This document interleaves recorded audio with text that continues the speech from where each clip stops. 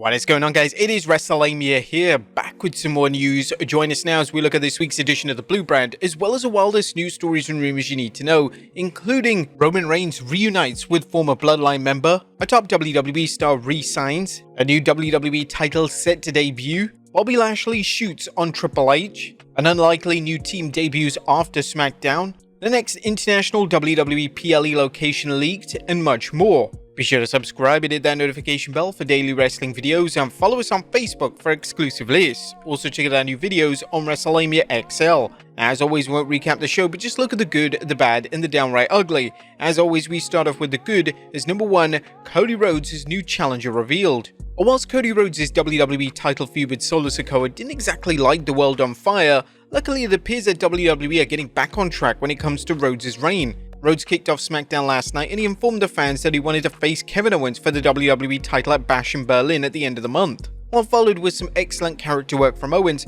who stated that his win-loss record doesn't remotely justify a shot at the WWE title. This was great to see, as win-loss records should matter, and a babyface outright addressing their less than stellar record is a rarity. The match was made official by Nick Aldis, and Rhodes vs Owens for the WWE title will indeed take place in Germany at Bash in Berlin. Fans are theorizing that this could lead to an Owens heel turn, and this is badly needed, as Owens has been feuding with the Bloodline for what seems like a lifetime. Number 2, matches that matter. One of the strengths of Smackdown last night was that 90% of the matches had meaning. There were numerous matches with title implications, and this meant that there were no wasted minutes on the broadcast. WWE are delivering a tournament for the number 1 contendership for the tag titles, which has instantly drawn attention to the tag division, and this has also given names such as the Street Profits and Pretty Deadly a meaningful place on the show. Number 3, the US title re-emerges. Logan Paul's extended US title run was met with negative reviews, mainly because Logan hardly ever defended the title. Now that LA Knight is champion, this opens the door for WWE to build actual TV feuds over the once prestigious title. It looks set that LA Knight will be embarking on a feud with Santos Escobar, then based on the heel side of the Blue Brand, a feud with Carmelo Hayes seems like a logical destination. Number 4, Roman Reigns is back. Roman Reigns made his presence felt during the main event segment of the show as he took the fight to the Bloodline 2.0. Reigns received a nuclear reaction, and seeing Reigns as a babyface without it being forced and unnatural is certainly going to take time to get used to.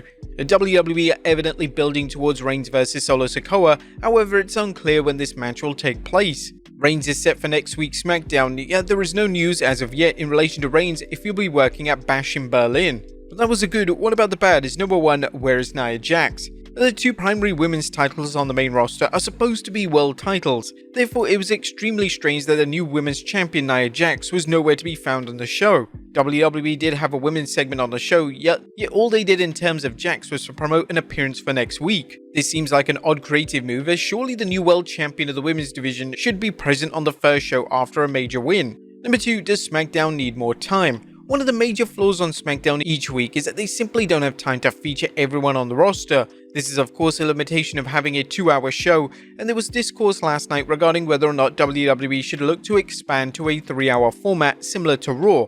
This would be a bold move for WWE to make, and 3 hours of SmackDown would definitely make some fans question their life choices on a Friday night. Do you guys think SmackDown having an additional hour would be a smart move? Let us know in the comments down below. Now, there was no downright ugly. This show did a great job coming out of SummerSlam, and the road to Bash in Berlin is already heating up. What did you guys think of the Blue Brand last night? Let us know in the comments down below. Now let's move on to the news.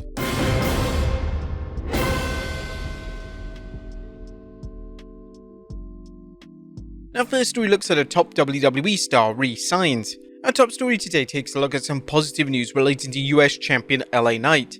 According to notable source Fightful Select, LA Knight has restructured and extended his WWE contract for a large money increase, and he'll be remaining for the company for several years.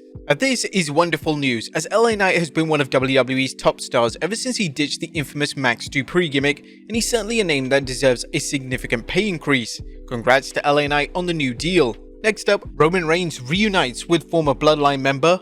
Paul Heyman has been off WWE TV ever since he was taken out of action by the Bloodline 2.0, and now WWE basically confirmed that Heyman is back with Roman Reigns in official capacity. Earlier today, WWE uploaded a behind-the-scenes look at SummerSlam 2024 to their photo gallery on their official website. This gallery had some fantastic photos, yet the most interesting one was a behind-the-scenes shot of Reigns and Heyman side by side. WWE would have taken hundreds of backstage photos at SummerSlam last weekend, so the inclusion of this specific photo is no doubt a deliberate choice to allude to the fact that Heyman and Reigns are still associated with one another. Next up, a new WWE title set to debut. A number of months ago, Triple H promised that the women's division will be involved in the WWE Speed concept on X, and last night Triple H followed through on this promise. Taking to X, the game stated, "Time to turn WWE Speed up another notch. Excited to announce that WWE Speed Women's Championship Tournament will premiere September 4th at 12 PM Eastern Time at 9 AM Pacific, exclusively on X.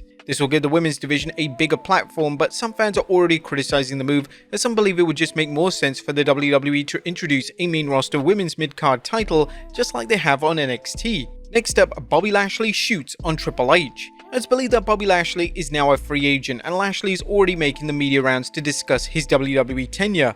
Speaking on the Laboratory podcast, the former WWE champion discussed whether he prefers Vince McMahon or Triple H's booking, and Lashley had an honest take on the matter and stated that he didn't have much of a connection with the game.